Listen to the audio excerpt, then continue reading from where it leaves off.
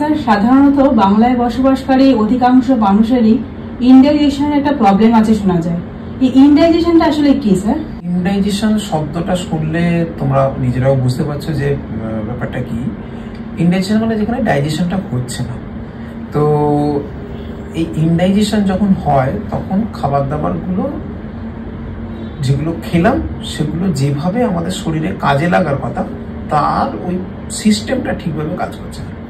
এখানে দুটো জিনিস হতে পারে, দু ধরনের জিনিস হতে পারে। একটা হচ্ছে অনেক বেশি পরিমাণ অ্যাসিড বা আমাদের যে ডাইজেস্টিভ জুস সেটা সিক্রেট হওয়া, আর একটা হচ্ছে খুব কম পরিমাণ সিক্রেট হওয়া যেটার কারণে হচ্ছে না। তাহলে অধিক পরিমাণে যদি অ্যাসিড বা ডাইজেস্টিভ যে জুস সেগুলো যদি সিক্রেট হয় সেটা কিন্তু একটা অ্যাসিডটা বেড়ে যাওয়ার কারণে একটা অ্যাসিডিটি হওয়ার সম্ভাবনা আছে। আর একটা হচ্ছে যেখানে প্রপার অ্যামাউন্টে সিক্রেট হওয়ার কথা সেটা প্রপার অ্যামাউন্টে সিক্রেট হতে পারলো না, তাহলে সেটাও ডাইজেশন করতে পারবে না। তো সেক্ষেত্রেও কিন্তু একটা ডাইজেশন না হওয়ার সম্ভাবনা রয়েই যাচ্ছে। তো সেটা হচ্ছে ইনডাইজেশন। এইবার ইনডাইজেশনের ক্ষেত্রে জেনারেলি যেগুলো হয় সেগুলো হচ্ছে যে খাবারগুলো জেনারেলি স্টুলের সাথে গোটা গোটা বেরোতে থাকে বা তার প্রপারলি ডাইজেশন হয়নি এরকম জিনিস, ফুড মেটেরিয়াল বা পার্টস সেগুলো কিন্তু স্টুলের সাথে চলে আসতে পারে। তো এই জিনিসটা হচ্ছে ইনডাইজেশন। এবার এইটার সাথে আমরা কিন্তু অনেক সময় ইনডাইজেশন আর ওই অ্যাসিডিটি দুটো গুলিয়ে ফেলি। অ্যাসিডিটি কিন্তু অনেক সময় আমরা অত্যাধিক খাবার খেয়ে ফেলেছি, যে খাবারটা আমরা হয়তো এমন খাবার খেয়েছি যেটা আমাদের একটা অ্যাসিড তৈরি করে দিয়েছে। সেটা হতে পারে আমরা অনেকটা ফুচকা খেয়ে ফেললাম তো সেটার কারণে হলো, বা একটা খুব তেল ঝাল মশলাযুক্ত খাবার খেয়ে ফেললাম সেটার কারণে হলো। আবার আরেকটা যেটা হয় যে সেটা হচ্ছে খাবারটা খেয়েছি কোনোভাবেই হজম হচ্ছে না, সেটা আইদার ভমিট হয়ে আইদার লুজ মোশন হয়ে পুরো ফুড পার্টিকেলগুলো বেরিয়ে গেল। তো এইটা হচ্ছে ইনডাইজেশন, আর অ্যাসিডিটি হচ্ছে আরেকটা। কি কি করলে আমরা এই ইনডাইজেশন প্রবলেমটাকে ম্যানেজ করতে পারবো? খুব হেলদি লাইফস্টাইল লিড করাটা খুব দরকার। এই লাইফস্টাইল আর হেলদি কথাটার মধ্যে অনেক বড় ব্যাপার আছে, একটা ভাস্ট ব্যাপার। তো সেক্ষেত্রে যেটা বলবো সেটা হচ্ছে যদি সহজ পাচ্য খাবার, মানে যে খাবারগুলো ইজিলি ডাইজেস্টেবল, বাড়ির খাবার, অধিক মশলা বা অনেক দিন ধরে রান্না করে রেখে দেওয়া ফ্রিজের খাবার, বা প্যাকেটজাত খাবার, মানে যেগুলোকে আমরা খাবারগুলোকে রেডি টু ইট প্যাকেট করে মার্কেটে বিক্রি হয়, সেই সব খাবারগুলোকে অ্যাভয়েড করা ফার্স্ট। সেকেন্ড হচ্ছে যে আমরা যাতে খাবারের একটা নির্দিষ্ট শিডিউল যেন থাকে, আমরা একটা ব্রেকফাস্ট একটা টাইমে করবো, লাঞ্চ একটা টাইমে করবো, ডিনারে একটা টাইমে করবো, এইগুলো যদি প্রপারলি করতে থাকি, টাইমে যদি করতে থাকি, তাহলে আমাদের প্রপার ডাইজেস্টিভ জুসগুলো সিক্রেট হবে এবং আমাদের যে ইন্টারনাল সিস্টেমগুলো প্রপার ফাংশন করতে পারবে সেটা করা।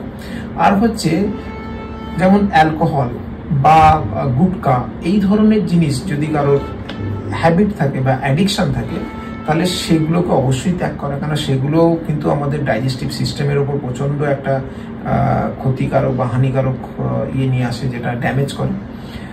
থার্ড যেটা বলবো সেটা হচ্ছে যে আমাদের খাওয়া দাওয়ার সাথে বা খাওয়া দাওয়ার পরে এমন কিছু জিনিস খাওয়া যেটা ডাইজেশনে হেল্প করে। তো আমরা যেমন খাবারের সাথে যেগুলো খাই তার মধ্যে দই, যেমন টক দই, বিশেষ করে ঘরের পাতা টক দই, এটা ডাইজেশনের জন্য হেল্প করে। তাছাড়া আমরা যাদের খুব অ্যাসিডিটি বা ইনডাইজেশনের সমস্যা হচ্ছে, গ্যাসের সমস্যা হচ্ছে, তারা যদি একটু জিরে বা জোয়ান বা মৌরি এই ধরনের জিনিস খায় তো সেগুলো কিন্তু ন্যাচারাল জিনিস, সেগুলো কিন্তু অনেকটা হেল্প করতে পারে।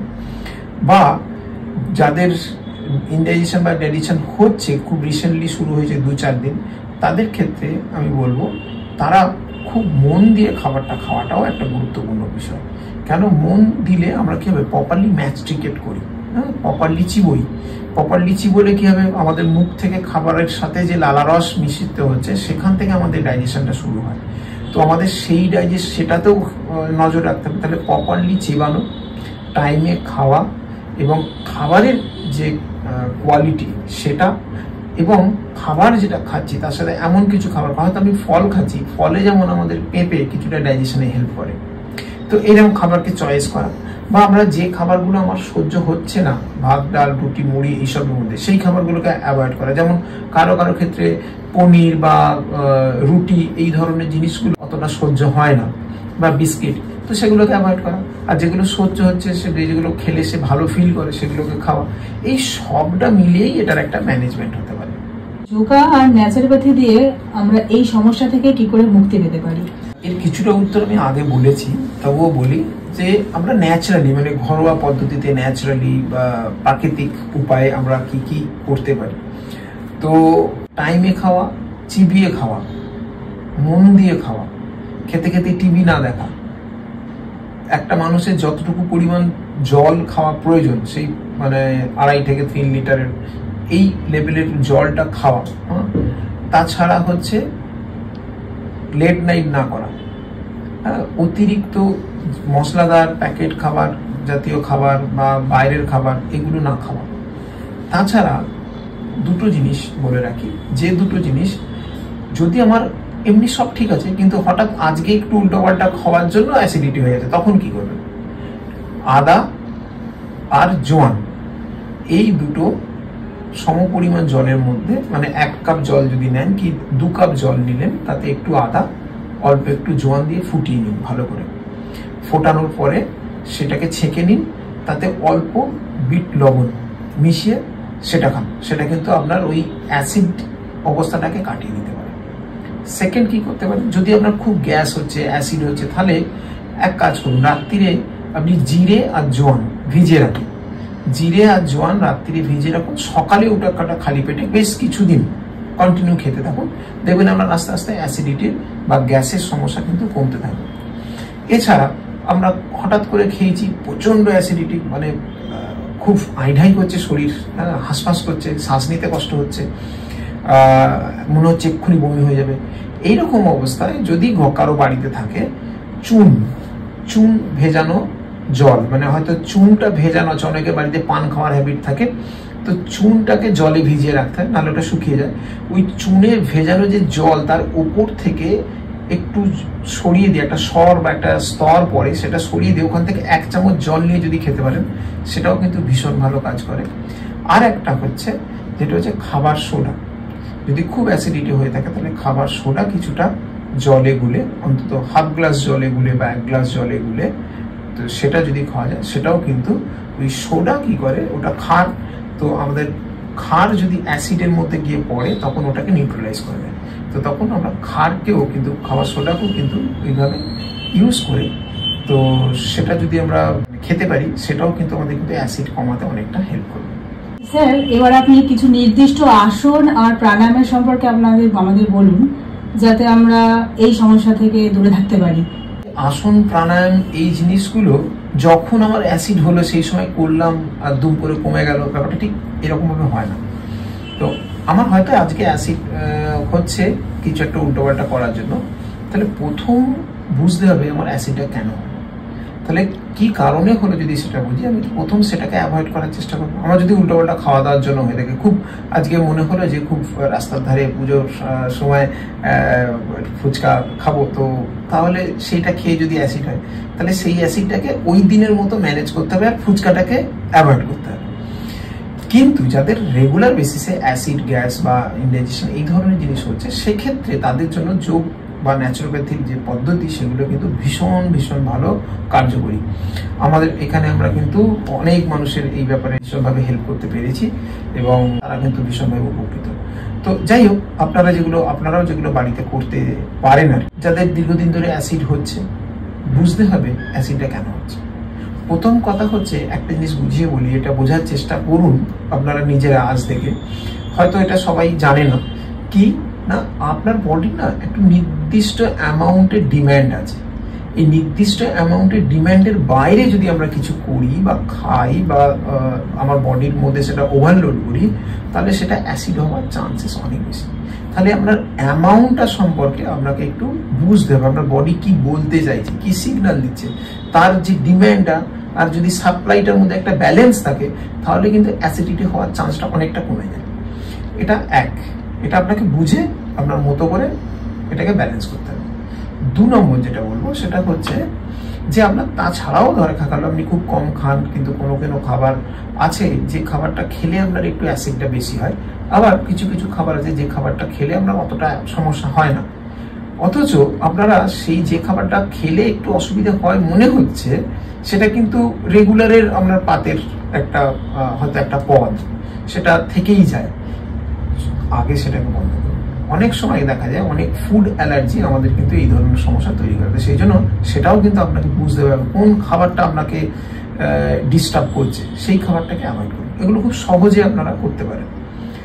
নেক্সট যেটা দরকার সেটা হচ্ছে প্র্যাকটিস।